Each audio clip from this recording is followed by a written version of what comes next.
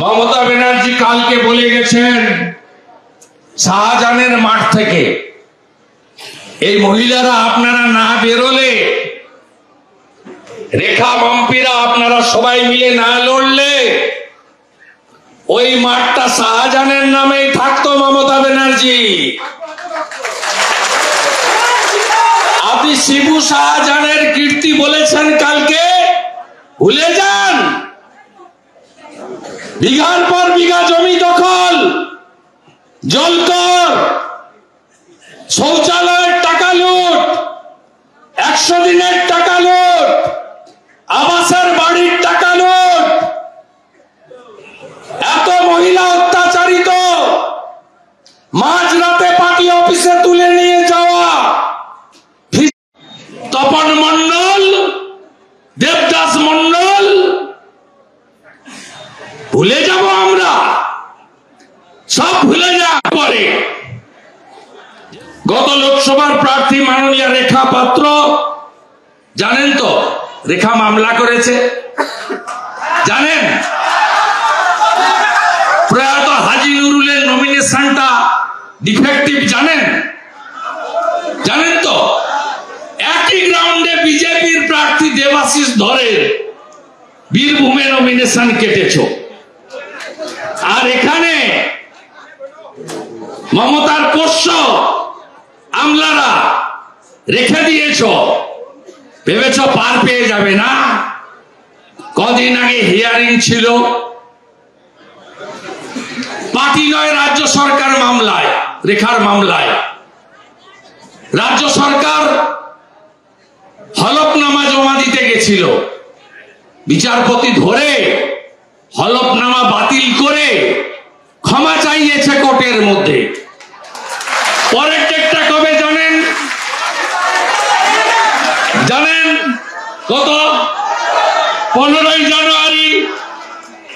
নিশ্চিন্তে থাকুন, এমপি বিজেপির হবে, বিজেপির এমপি হবে।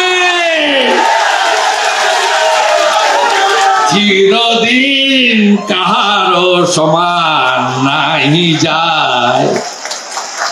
দেখতে থাকুন, মমতা ব্যানার্জি দেখবে আর জ্বলবে, লুচির মতো ফুলবে।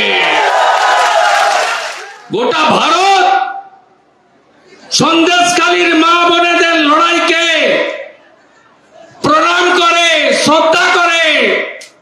প্রধানমন্ত্রী একাধিকবার সন্দেশখালীর কথা তুলেছেন, ধরেছেন। তাই আপনারা একা নন। আর মাননীয় মমতা ব্যানার্জি ভুলে কেউ যাবে না। আপনার এখানকার এসডিপিও ছিল আমিনুল, এই রামপুরে আমার পায়ের উপর জুতো দিয়ে আঙুল থেতলেছে, 5 বার আটকেছে। সায়েন্স সিটির কাছে, রামপুরে, ধামাখালিতে 3 বার ঢুকেছি। মহামান্য কলকাতা হাইকোর্টের অনুমতি নিয়ে। এখানকার লোক তো ভুলবে না, আর আমিও ভুলবো না, আমিও ভুলবো না। এ রাজ্যে বিজেপি সরকার হলে সন্দেশখালীর ঘটনায় কমিশন বসবে।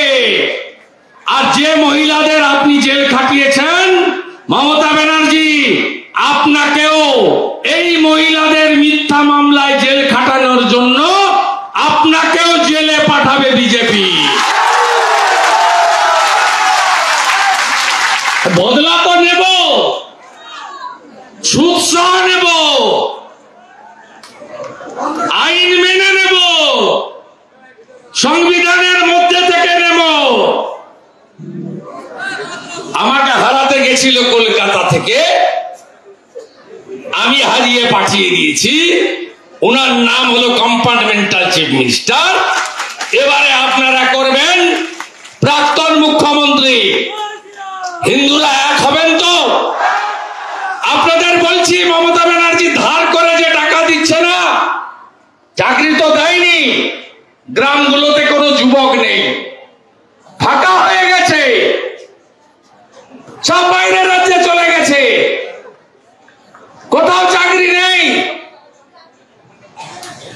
লক্ষ্মীর ভান্ডার 1000 টাকা আর ভোটের আগে 60,000 টাকা। আপনি জেনে রাখুন, আপনি 1 কোটি টাকা দিলেও কোন হিন্দু পরিবার, জনজাতি পরিবার আপনাকে ভোট দেবে না।